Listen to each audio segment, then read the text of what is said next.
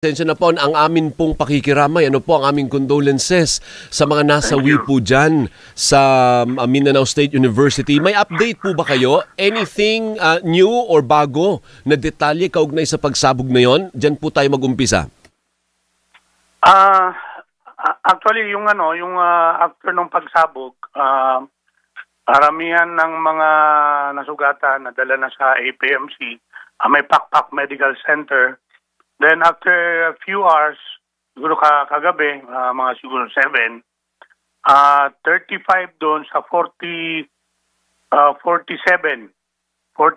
na nasugatan, 35 nakalabas kagabi. Very good. Yung iba umuwi sa mga bahay nila, yung iba sa infirmary ng Mindanao State University. Yung iba naman doon, yung may namatay. Then yung iba nasa hospital pa dahil medyo critical pa yung condition. Then yung may dalawa doon kagabi inooperahan. Then yung sa Mindanao State University, yung mga estudyante naman, yung iba umuwi sa kanilang mga bayan. Opo. Yung iba naman hindi pa umuwi kasi kagabi kasama namin ang PNP chief at ang Mindanao State University kung saan nagbigay ng assurance ng PNP and AFP na maglalagay sila ng augmentation na tropa sa Mindanao State University para matuloy ngayon yung pag-aaral ng mga estudyante ng MSU. Dahil ngayon yung examination week sa MSU, kaya nagpasya ng MSU na ituloy ang klase ngayon, ituloy yung examination. Yun ang nangyayari kagabi. Ngayon, darating ngayon ang si General Browner, AFP Chief, Opo. ating Chief Minister ng BARM, si Chief Minister Al-Ahud Murad ngayong umaga. Then kung ang yung mga tulong sa mga estudyante sa MSU kagabi nag-start na sa end ng provincial government, nag-start na kaming mag-release ng food packs kasi ayaw nga nilang lumabas dahil medyo natatakot pa sa loob ng campus.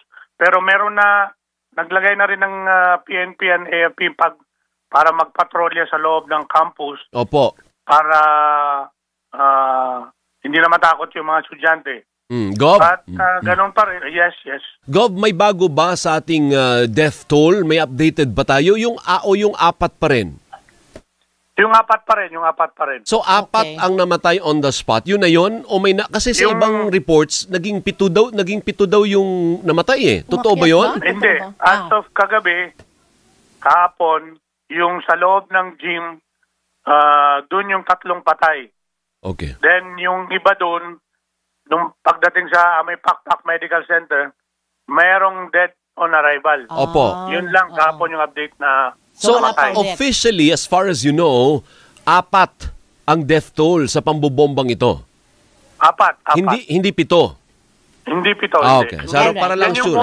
Yan yung unang binalita. Pero ako mismo ang pumunta sa Dimaporo Gym. 3 lang yung nandun. Then pumunta rin ako ng may Pakpak Medical Center, 1 lang yung nandun. Opo. Gov, sa takbo ng investigasyon po, kahapon yan nangyari, meron na po ba na-establish na po ba kung EID yan? Tinatanong ko kung EID para malaman po natin kung mayroon tayong leads doon sa kung sino nga ang perpetrator ng pambobombang ito. Kagabi na karon ng tanong yung mga media, tinanong nila kung ano yun, sinagot ng ating PNP chief na AID yung ginamit. Opo. Pero kung sino yun, inaalam pa inaalam pa. Opo. Pero baka ngayon, malaman din ngayon. yes, pero ang EID po, kumbaga yan po ay signature na ginagamit ng anong grupo po? Kasi may 3 grupong tinitignan. Maute, mayroon pa yung isa, at saka yung Abu Sayyaf. So, kaninong signature po yung paggamit ng EID sa Abu Sayyaf po ba? Hindi natin, kasi wala namang Abu Sayyaf dito. Oh. Dito sa Lanao del Sur. Opo. Oo. Pero hindi rin natin masabi na multi-group dahil hanggat hindi lumabas yung investigasyon ng PNP and AFP. Alright. Yung pong sa mga sugatan, mayroon pong na-i-extend na po na tulong ang local government? Marami. Nag-start kagabi yan. Nag-start ng 10 o'clock ng umaga tulad ng mga libreng gamot galing sa provincial government. Tuloy-tuloy na po yan hanggang gabi. Pagdating ng gabi, nagbigay na rin ang provincial government ng mga food packs para sa mga estudyante natin, mga kapatid nating Kristiyano. Gov, doon sa mga suspect or suspect man yan, totoo po ba na yung isa sa mga namatay ay unidentified at posibleng suicide bomber nga? Ngayong umaga, identified na yung Identified na, kasi kahapon unidentified PNP na. So yung apat... Kagabi yun, wala. Apo. Wala, kasi walang makapagsabi dahil medyo hindi klaro yung nung masabugan siya, hindi na maklaro masyado yung niya. Yung mukha. Niya. Opo. So identified na yung apat, which means hindi suicide bombing ang nangyari. Hindi. Oh. Okay. May suspect na ba? May listahan na ng suspect na pwedeng... Wala pang nilalabas ang PNP na suspect. Kasi sabi ng presidente, partner, foreign terrorist May sinabi siya sa statement niya. Pwedeng meron daw.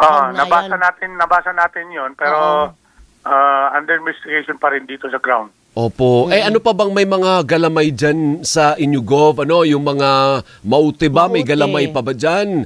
Yung Islamia? Yung isa, pangalan nun isa? Daula Islamia. Abu Sayyaf. Actually, hindi naman tumitigil ang AFP natin sa pagsukpo sa kanila, no? Every now and then, pag meron silang nararamdaman sa nasa Lanao del Sur, talagang inahabol nila yun. Opo. Kaya medyo according sa AFP, kumonti na sila dito ngayon sa Lanao del Sur. Opo. Pero hindi pa rin tayo sigurado dahil gusto natin malaman talaga yung sitwasyon sa ground. Opo, sinasabi po, Gov, na parang revenge daw ito. Bilang ganti daw po dahil ilan yata sa kanilang may mga grupo na may mataas na posisyon ay napatay po sa mga engkwentro sa ating militar. Hindi pa rin natin masasabi yun hanggat hindi lumabas yung investigasyon ng AFP and PNP. Hindi wala tayong yes. Pero nagkaroon po recently ng mga operation laban po sa mga rebel groups dyan. Meron nung isang araw isang patay. According ISIS, pero sa hanay ng gobyerno, wala namang casualties sa mga tropa. Okay. So kung kayo ang tatanungin, Gov, anong suspetsa nyo sa nangyari? Anong motibo sa insidenteng ito? Hanggang ngayon, hindi ko pa rin alam dahil matagal na. Magmula nung Marawi Siege, ngayon pa lang nagkaroon ng ganito dito sa amin. Tinaumpa na Sunday sa mass ng ating mga kapatid na Kristiyano. Kaya hindi pa natin masabi kung ano ba yan. So pati kayo blanco din. Walang malinaw na motibo. Kasi nakakalungkot dahil ang Marawi bumabangon pala. Hindi pa nga fully nakakabangon. Tapos ayan na naman. Ay, naku po. Oo nga. So, siguro sana malaman natin ngayon pagdating ng AFP Chief, si General Browner. Baka meron ng malinaw na usapin para dyan. So full alert ngayon ang Lanao del Sur. Anong status ba ngayon? Ang full alert talaga isang Marawi City. Marawi City lang. Sa Mindanao State University. Okay. Not the whole province of Lanao del Sur. Marawi City lang yung full alert. Marawi City, yes. Which means, anong ibig sabihin, anong implikasyon nun sa mga ordinaryong mamamayan ng Marawi City? You expect na medyo maghigpit? ayaw lang natin masundan yung nangyari kahapon. Doon lang tayo medyo alerto. Dahil ayaw natin mangyari uli yun. Okay, thank you, Gov. Maraming salamat, Maraming salamat, po. Gov. Good